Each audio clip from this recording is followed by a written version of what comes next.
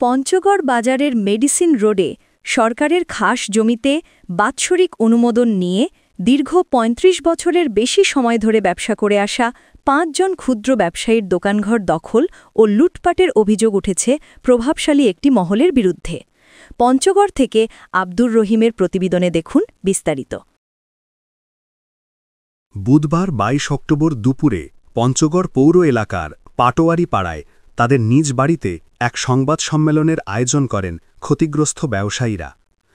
সংবাদ সম্মেলনে ক্ষতিগ্রস্ত ৫ পরিবারের পক্ষে লিখিত বক্তব্য পাঠ করেন আশরাফুল আলম।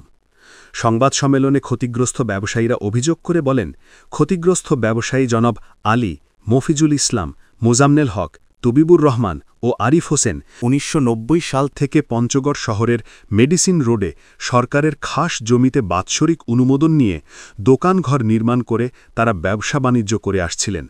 কিন্তু সম্প্রতি তাদের ব্যবসার প্রতিদ্বন্দ্বী একদল প্রভাবশালী ব্যক্তি পঞ্চগড় বাজার বণিক সমিতির সহায়তা নিয়ে উচ্ছেদের ষড়যন্ত্রে লিপ্ত হয়।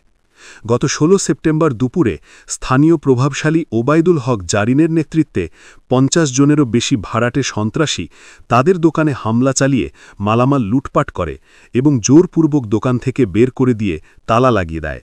পরে বিষয়টি আইনগতভাবে সমাধানের চেষ্টা করলে ওই প্রভাবশালী মহল তাদের হুমকি ও ভয়ভীতি দেখায়। সরকারের খাস জমিতে দোকানঘর নির্মাণ করিয়া সুদীর্ঘ ১৯৯০ সাল হতে ব্যবসা পরিচালনা করিয়া আসতেছে। এক্ষণে আমাদের ব্যবসা প্রসারের আমাদের ব্যবসার প্রতিদ্বন্দ্বী কিছু কুচক্রী মহল আমাদেরকে উচ্ছেদ করার অপচেষ্টা স্বরূপ গত ১৬/৯/২০২৫ ইং তারিখ দুপুর ১২ ঘটিকায় পঞ্চগড় বাজারের প্রভাবশালী ওবায়দুল হক জারিন এর নেতৃত্বে তাহার পরিবারের অন্যান্য সদস্যগণ সহ ভাড়াটিয়া প্রায় ৫০ জন সন্ত্রাসী এসে আমাদেরকে মারপিট করত, টেনে হিঁচড়ে দোকান হতে বাহির করে দিয়ে দোকানপাটের মালামাল ও টাকা পয়সা লুটপাট করত, অবৈধভাবে দোকানে তালা লাগায় দেয়। আমরা উক্ত ঘটনার বিষয়ে আইনগত ব্যবস্থা গ্রহণ করতে গেলে উক্ত ওবায়দুল হক জারিন গং আমাদেরকে বিভিন্নভাবে ভয় ভীতি ও হুমকি প্রদান করে আসিতেছে। আমাদের দোকানঘরগুলি বন্ধ থাকায় ব্যাংক হতে আমাদের ব্যবসা প্রতিষ্ঠানের নামে গৃহীত ঋণও পরিশোধ করতে পারছি না। বিষয়টি অতি দ্রুত সুরাহার জন্য সংশ্লিষ্ট কর্তৃপক্ষের দৃষ্টি আকর্ষণ সহ জড়িত ব্যক্তিদের আইনের আওতায় এনে দৃষ্টান্তমূলক শাস্তির দাবি জানাচ্ছি।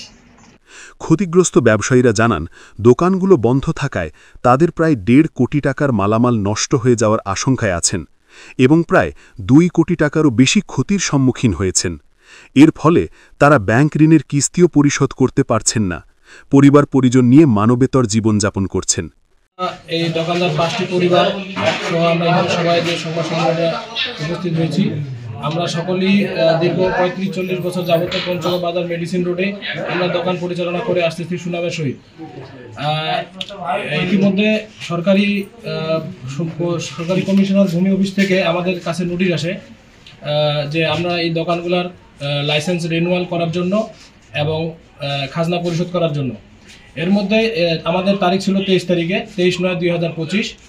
এর মধ্যে ১৬ তারিখে আমাদের কিছু দখলদার কুচক্রী মহল আমাদের দোকানে অতর্কিতভাবে হামলা করে তারা আমাদের দোকান থেকে মারধর করে টাকা পয়সা লুট করে আমাদের সকলকে বের করে দিয়ে এবং বণিক সমিতির কিছু সংখ্যক সদস্য এর মধ্যে জড়িত আছে বলে আমরা মনে করছি এবং তারা আমাদের টাকা পয়সা লুট করার পরে আমাদের দোকানে তালা বন্ধ করে দিয়ে দেয় এবং তাদেরকেও আমরা যাতে লাইসেন্স প্রাপ্ত না হই তাদের জন্য আমাদেরকে বাধা হুমকি বিভিন্ন ধরনের হুমকি প্রদান করে আসতেছে।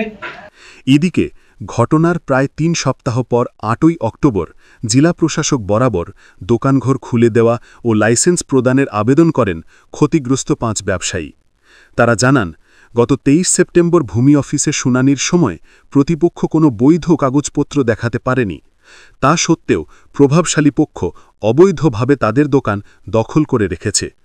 ক্ষতিগ্রস্ত ব্যবসায়ীরা জেলা প্রশাসকের কাছে দ্রুত দোকানের তালা খুলে দেওয়া, ব্যবসা পুনরায় চালুর সুযোগ এবং জড়িতদের বিরুদ্ধে আইনানুগ ব্যবস্থা গ্রহণের দাবি জানিয়েছেন। ব্যবসা করে আসতেছি, এটা কিন্তু পঞ্চগড় বাজারে নয়, পঞ্চগড় ডিস্ট্রিক্টের সবাই কিন্তু জানে যে জনাব আলী, মফিজুল ইসলাম, মোজাম্মেল ডাক্তার, তবিবুর রহমান, আরিফ, আমরা ব্যবসা করে আসতেছি। এটা কিন্তু গোটা পঞ্চগড় ডিস্ট্রিক্টে জানে আরও অন্য অন্য ডিস্ট্রিক্টও জানে আমার মশলার দোকান পঞ্চগড় বাজারের ভিতর ভালো দোকান আর কি, এবং ভালো ব্যবসায়ী আমি একজন। এটা কিন্তু এরা ওদের কিন্তু অরিজিনালে কিন্তু কোনো কাগজ নাই। আমাদের এই জায়গাগুলো খাস জায়গা, খাস জায়গা। এইটা আমরা কিন্তু যখন ওই যে মাপামাপি করে আর কি এসিডেন্ট অফিস থেকে লোক আসে, তখন আমরা জানতে পারলাম যে ওরা কোনো কাগজপাতি নাই। তখন আমরা কিন্তু এই যে আবেদন করছি এই জায়গাটা পাওয়ার জন্য সরকারিভাবে। এই আবেদন করাতে কিন্তু আমাদের এই বণিক সমিতির এই যে সেক্রেটারি সাহেব, এও তো অনেক জায়গা দখল করে আছে, সরকারি খাত জায়গা। এই কারণেই কিন্তু ও আমাদের পিছনে লাগিয়েছে আর কি, উঠে পড়ি।